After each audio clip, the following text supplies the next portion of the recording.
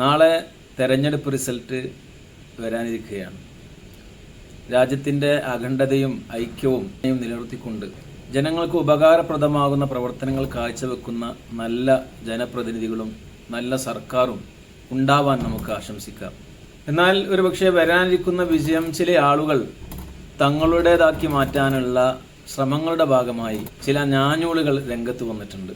ജനാധിപത്യ രാജ്യത്ത് വിജയവും തോൽവിയും സ്വാഭാവികമാണ്, സാധാരണയാണ്. വിജയിക്കുക എന്നത് എക്കാലത്തെയും വിജയമായിട്ട് ആഘോഷിക്കാനുള്ളതല്ല. 5 കൊല്ലം അത് കഴിഞ്ഞാൽ മറ്റൊരു സർക്കാരോ അല്ലെങ്കിൽ മറ്റൊരു രീതിയിലായിരിക്കും റിസൾട്ട് ഉണ്ടാവുക. പരാജയം എന്നത് ഒരു പാർട്ടിയുടെ എന്നത്തേക്കുമുള്ള പരാജയവുമല്ല. ഇതൊരു ആത്യന്തികമായ വിധി നിർണയമല്ല. വിശ്വാസികളെ സംബന്ധിച്ചിടത്തോളം പരലോകമാണ് ശാശ്വതമായിട്ടുള്ളത്.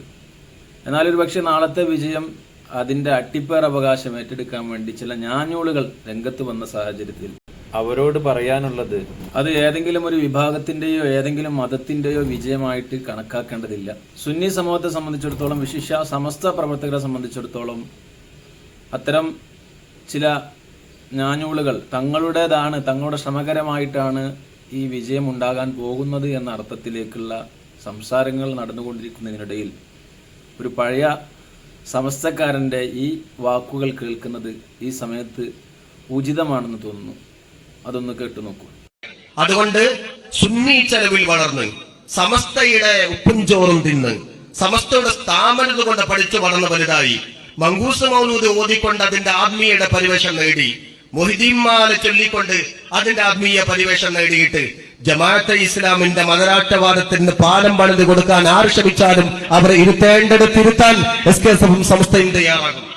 അതുകൊണ്ട് സുന്നിസം വിട്ട് ഞങ്ങൾ കഴിയില്ല, സമസ്തയുടെ മുഷാവർ വിട്ടുകൊണ്ട് കഴിയില്ല. അതിനാൽ ഞങ്ങൾ ആവർത്തിച്ചുകൊണ്ട് പറയുന്ന കാര്യം, ഇവിടെ ജമാഅത്തെ ഇസ്ലാമിനെ വളർത്തേണ്ടത് സുന്നി ചെലവിലല്ല, സുന്നികളുടെ വെള്ളം കുടിച്ചുകൊണ്ടല്ല.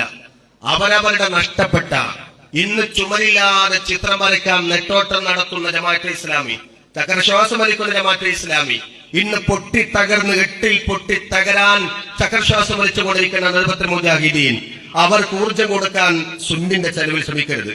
സുന്നത്ത് ജമാഅത്ത് ഒന്നിച്ചു നിന്നാൽ, പ്രിയപ്പെട്ട സുഹൃത്തുക്കളെന്ന് പറയാനുള്ളത് വ്യക്തമായി തന്നെ പറഞ്ഞാൽ, ആദർശേരി അക്കീം പൈസയോടും അദ്ദേഹത്തിന്റെ വിദ്യാർത്ഥികളോടും ഞങ്ങൾക്ക് സൂചിപ്പിക്കാനുള്ളത്, ഇത് സുന്നി സമുദായത്തെ അംഗീകരിക്കുന്നുവെങ്കിൽ, ആശയപരമായി സമസ്തയാണെങ്കിൽ ഒറ്റക്കെട്ടായിതെന്ന് ഒരുമിച്ചുകൊണ്ട് നവീന സംഘടനകളെ പ്രതിരോധിക്കാൻ നമുക്ക് ശക്തിയായി മുന്നോട്ട് പോകാൻ സാധിക്കണം.